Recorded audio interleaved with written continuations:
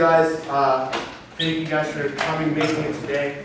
I'm also so glad to be here back again with you guys after taking almost a month or so and being on vacation with my family. And it's been about like a week or a little bit more than a week since I've been back in America. And I have missed America so much. Like, whenever we're in America, we're like, oh, we hate this country, but when we're outside, you miss it a little bit. And like, I miss a lot of things, like a lot of things in the summer that you guys did in America. Like, for example, when I had just flown out, it was exactly like the time when Barbenheimer was coming out, like Barbie and Oppenheimer. And like, I saw everybody and their mom and their grandma dressing up in pink to go to watch Barbie. And then like the cool people, the emo people watching Oppenheimer and stuff like that. And I wanted to be a part of that. And at the time when the movies were releasing, I was actually in Japan. And so I was traveling in Tokyo with my family. And so I wanted to keep up with like the movies and stuff like that. So I wanted to watch Oppenheimer in Japan. And if you don't know what Oppenheimer is about, it's about like somebody building a bomb to like kill people in Japan.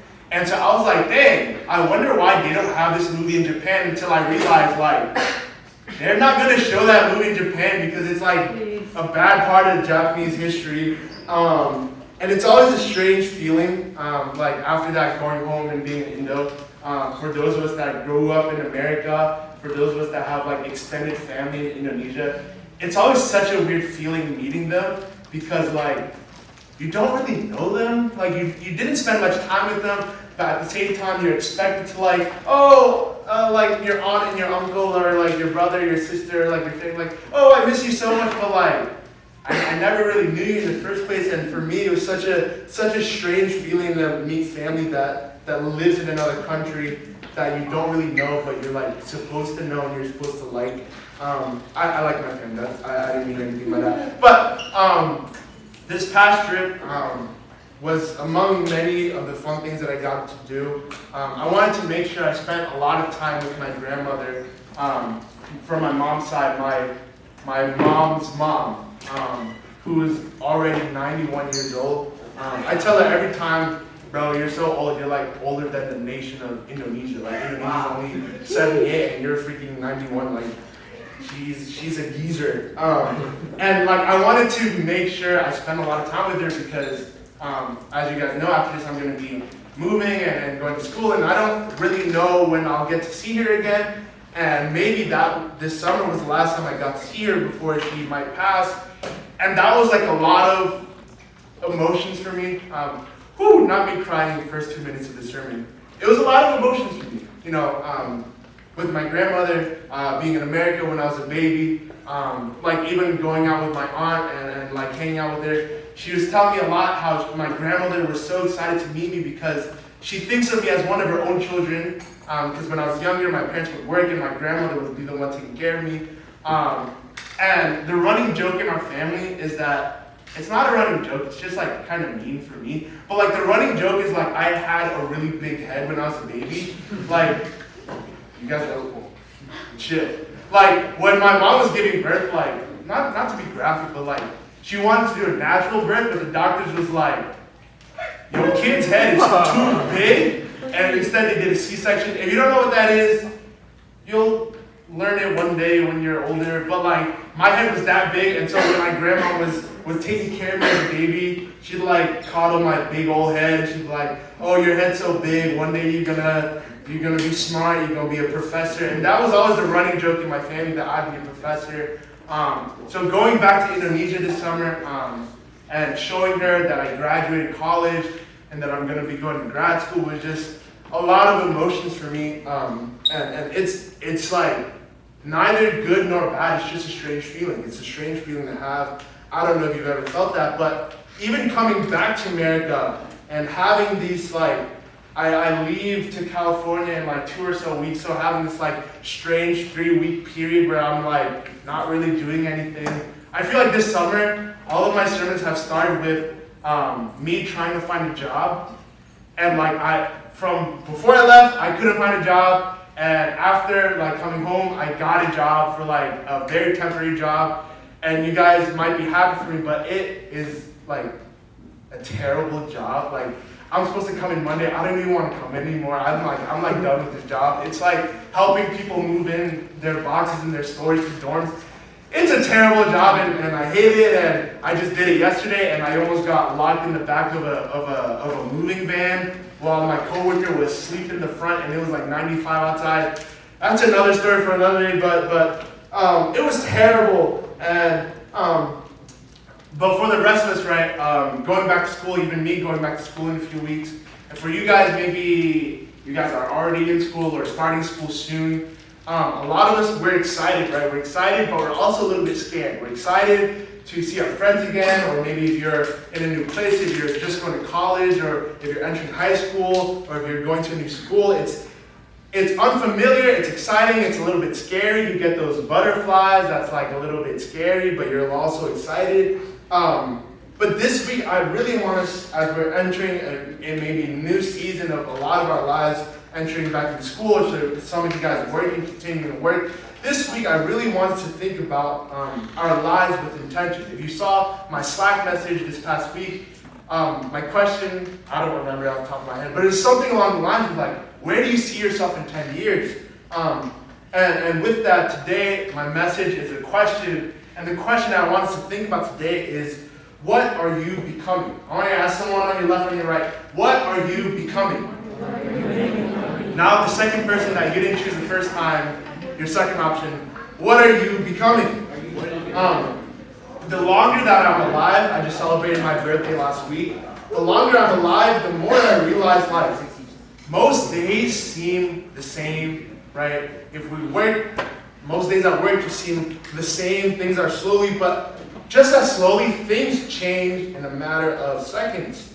1 second, maybe you're entering high school, and before you know it, in the blink of an eye, you're about to have your first class in college. And the truth of our lives is that nothing lasts forever. The truth is that we are always changing, we're always being different people, we're always evolving, we're always transforming into who we're becoming. I want us to think about this. Think about yourself 5 years ago. So if you're 18 now, think about yourself when you're 13. I'm 22, think about myself when I was 17. Yourself 5 years ago. What did you do 5 years ago that made you who you are today? What did you do 5 years ago that made you who you are today? And as you think about that, now think about yourselves 5 years in the future. If I'm 21, I'm thinking about myself when I'm 27. If you're 18, you're thinking about yourself, ooh, girl math. When you're 23, in 5 years in the future, what are you going to become, and what are you doing today to make that person a reality? I'm not speaking on a financial advisor or a vibey therapist, but even in Christianity, even in our faith in Jesus, Jesus talks about a difference between you before and after you become a follower of Jesus. The thing about Christianity is that you should not stay the same. As a matter of fact, if you stay the same, there's something wrong. The beauty of our lives, the beauty of the way that God created this life is that we are always changing, and that is a good thing. Things are always changing, people are always changing, and that is something that is good. And as a matter of fact, from the first moment that you became a Christian to who you are today, whether that's been 2 years or 10 years or 15 years, the Christian that you are today should not be the same as the first Christian you were when you first believed in Jesus. Wow, that was a whole jumble of words that didn't make sense. When you first became Christian, you should not be the same as who you are today. We are not the same. We're always changing.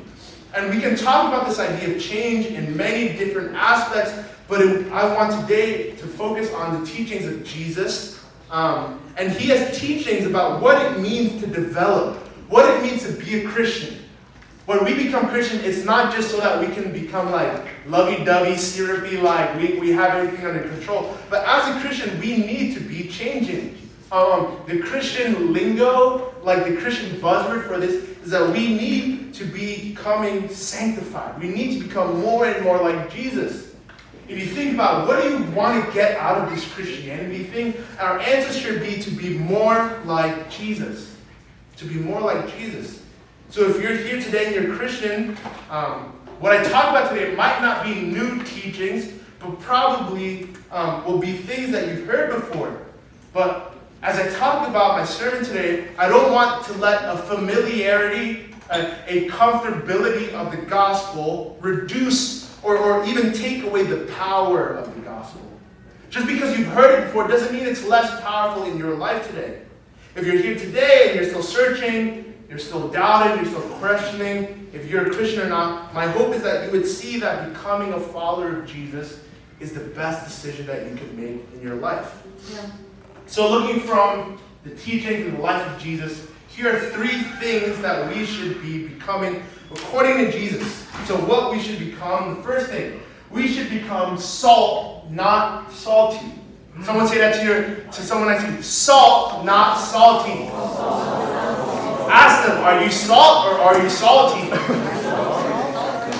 In one of Jesus' most famous teachings on the mountain, in the beginning of the ministry of Jesus, he had this set of teachings called the Beatitudes. You know, it's like beautiful are, etc. I don't know off the top of my head if I'm being honest. Blessed are the poor. Blessed are the meek. Blessed are the peacemakers. But this is skipping a little bit in this Sermon on the Mount.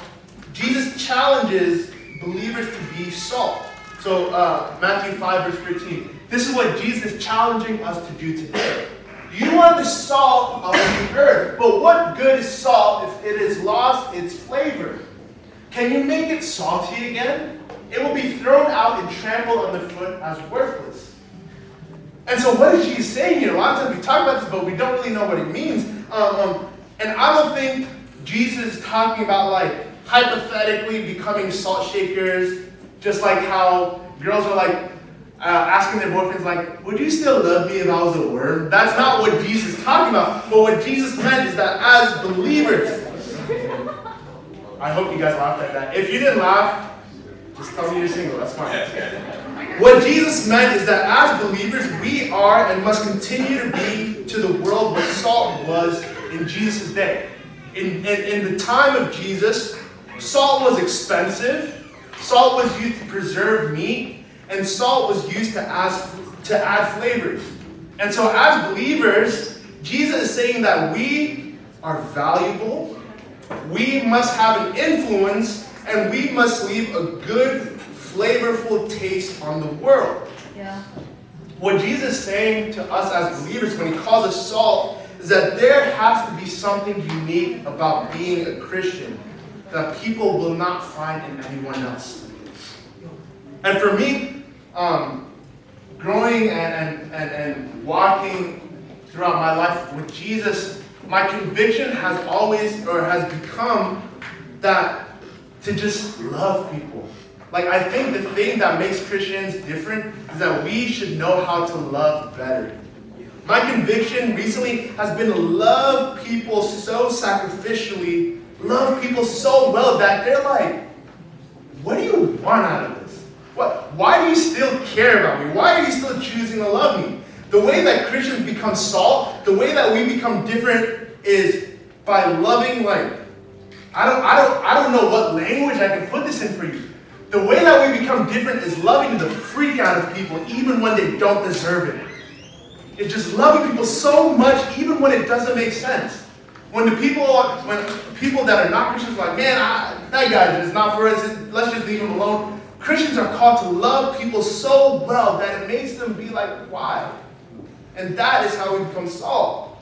But for some of us, instead of being salt, some of us would rather be salty. And not gonna lie, when I was making my sermon, I had a difficult time trying to find a verse about being salty. Like that's just not in the Bible. But I found one anyway, and we're gonna do it anyway. 1 Peter chapter 3. This is the word of God. This is what it says. It says, finally, all of us should be of one mind. Sympathize with each other. And this is something that the world doesn't do well. The world fails to understand what other people go through, but we are called to sympathize, to understand what other people are going through. Love each other as brothers and sisters. Be tender-hearted and keep a humble attitude. And this is where it comes in. Don't repay evil for evil. Don't retaliate when people insult you. Instead, pay them back with a blessing. This is how we become different. We love people even when they hate us. And this is what God has called us to do. And He will grant you His blessing. To be salty is to be angry and upset all the time. As my sister gets older, she's like 11 now. I don't know if you guys have younger siblings, but I am always salty because I'm the oldest sibling and my sister's younger. I'm always so salty comparing myself and her. Like at 11, if you see her walking around the church, she got Lululemon now. She got an iPhone 13. She's like fitted all the time. And I always tell her, when I was 11, bro, I had no phone. I had no phone. I had a leapfrog phone or something like that. Like you could not catch me in anything expensive. I was in thrifted clothes before thrifted clothes was cool because that was the cheapest thing that I could buy. And sometimes I get salty about how good she has it. And if you have younger siblings, maybe you feel the same way. Your younger siblings maybe have it better than you did, and maybe we become salty. But what I've started to realize is that God don't make mistakes. God does not make mistakes. The way that He's created us, even for us, the way that we grew up is not a mistake. So instead of being salty, instead of being angry at God and people, we have to learn to be salt and again, love the freak out of people. Like if I want AGC to be known as something, I want it to be known as a place where people can just love others well. Like when a new person steps in this place, I want us to be able to love the freaking freak out of them. And the difference between being salt and being salty, I think, is who you pay attention to. When you're being salty, when you're being angry, you only pay attention to yourself and how you feel and what you've gone through. But when you become salt, your attention shifts to everybody else around you too. And so, again, first thing that we should do, we should be salt, not salty. Second thing that we should be, number 2, we should be childlike, not childish. Ask someone on your left, are you childlike or are you childish? Are you childlike or are you childish? So you're like, both.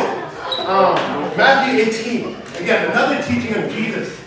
About that time, the disciples came to Jesus and asked, who is the greatest in the kingdom of heaven? For people outside of Christianity, they only want things that put them at the top.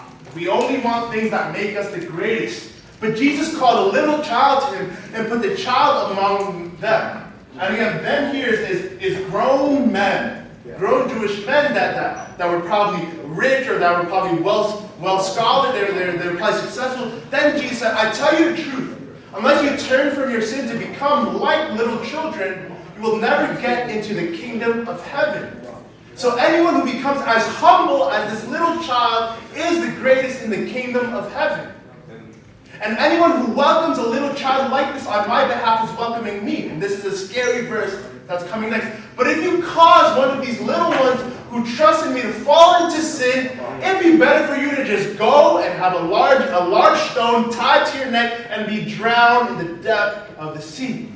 This is how serious that Jesus wants us to be. And then in Jesus' day, these were fighting words.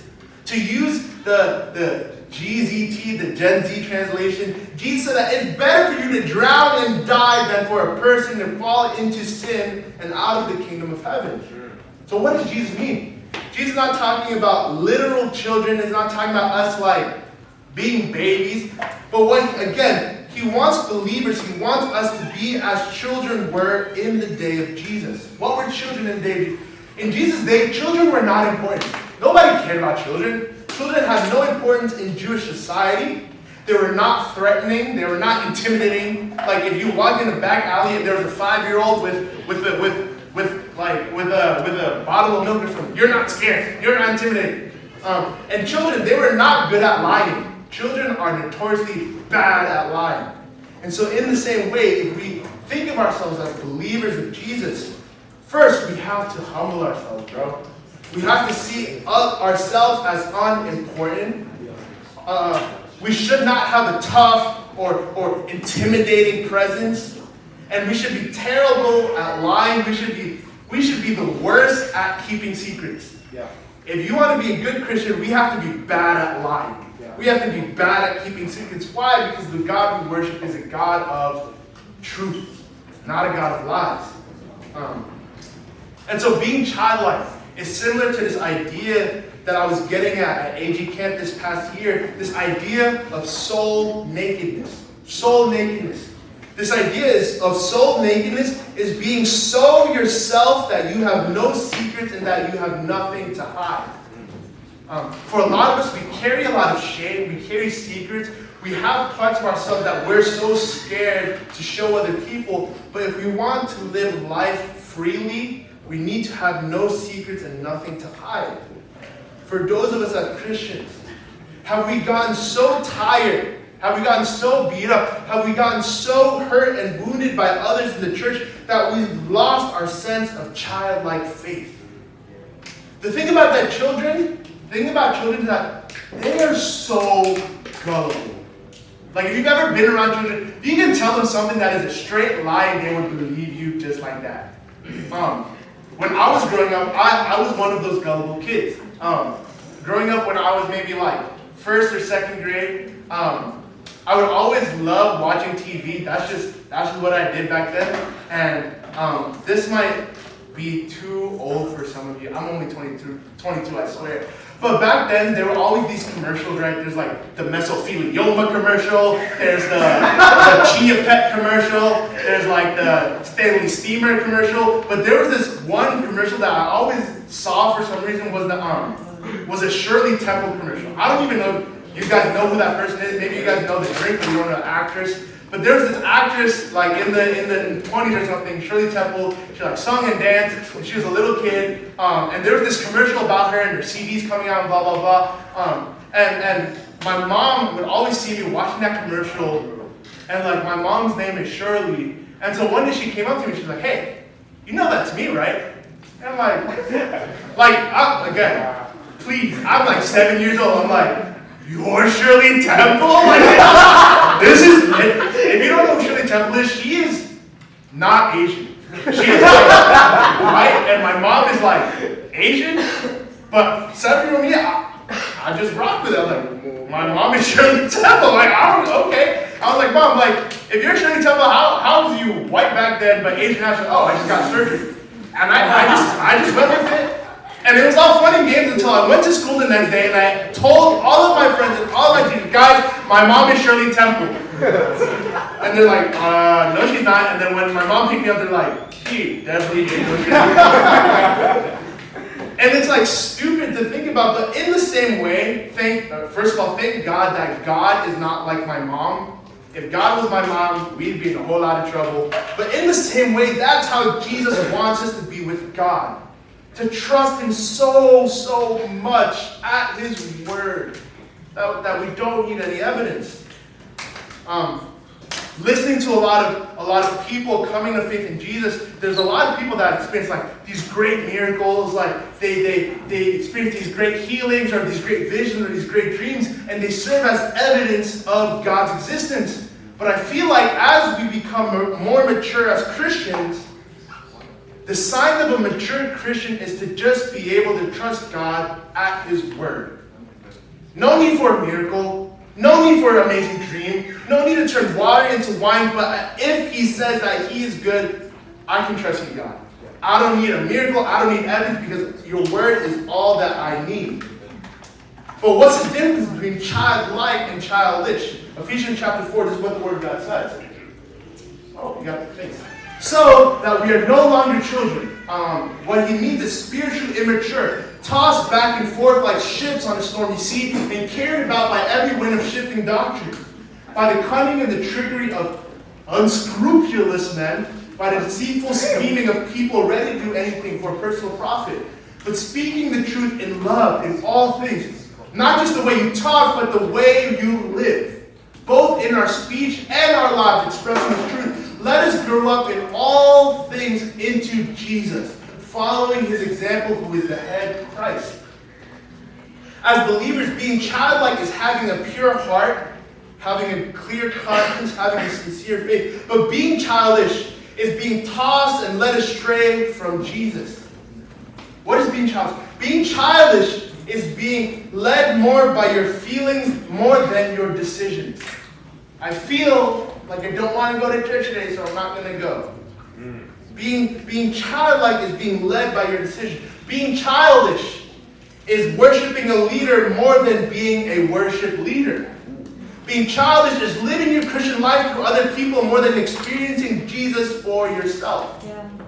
So it's our decision today. Are you going to be childlike or childish? So the last thing, what does Jesus cause us to become? Favorite point.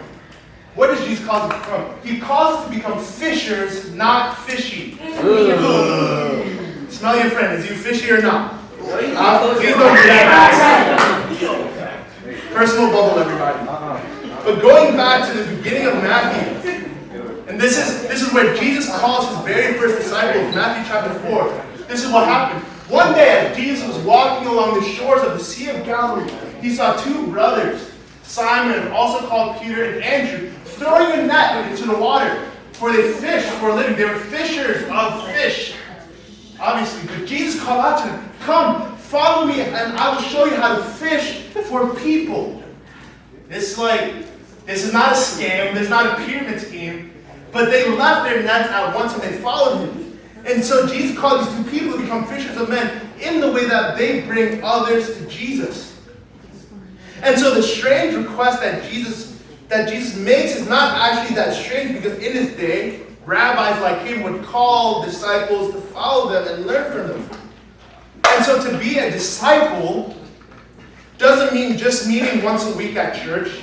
It's not just meeting up in a coffee shop and reading a devotional together and journaling together once a week. It's not just about having collaborative posts on Instagram, but it meant doing real life together.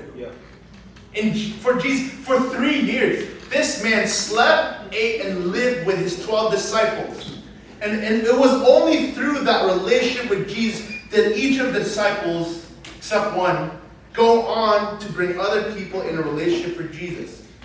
If you've grown up in a church, if you're a, what I like to call Sunday school veteran, like if you grew up in Sunday school, we've always, maybe often felt guilt-tripped or pressured or forced to bringing our friends to Jesus. But today I want to tell you that before Jesus wants a relationship with your friend, Jesus wants a relationship with you. Jesus doesn't want what we can give him. Jesus wants us. To be a fisher of men was not just to bring other people into Christianity, but firstly to become a true disciple of Jesus. Not a fan, but a disciple. Someone that realizes Jesus is present when, not just when you pray or go to church, but when Jesus is walking with you every single day. That is a true disciple of Jesus. So if that's being a fisher, what is being fishy? Again, hard to find Bible verses about being fishy. Like if you Google that, it'll lead you nowhere. But I think it's summarized well in Luke chapter 16 in a famous parable that Jesus teaches. And so this is his message for all of us. If you are faithful in the little things, in the things that nobody sees, in the things that other people don't care about, faithful in the little things that if you didn't do, no one would really care. If you did do, no one would really care. If you're faithful in those small things, you will be faithful in large ones. A lot of us want the big success, but can't even handle a little bit of responsibility. But if you are dishonest, if I can put it in my own terms, if you're fishy, I put this in my notes and I don't want to say it. If you're sussy baka, if you're bombastic side and little things. Wow. I'm sorry, guys. You won't be honest with greater responsibilities. If you're untrustworthy about worldly wealth, who will trust you with the true riches of heaven? If you're not faithful with other people's things, why should you be trusted with things of your own? Sometimes we have relationships that go nowhere because we're so fishy. Because we want something out of other people. What I mean by that is that the other people can tell when we're not being sincere with them. Like I'm sure whenever you meet someone, if someone seems fishy, we can all read it from a mile away. We can tell if people aren't being sincere. And in a world where people are viewed more and more as like objects or commodities or consumers, what this world needs are Christians that are sincere.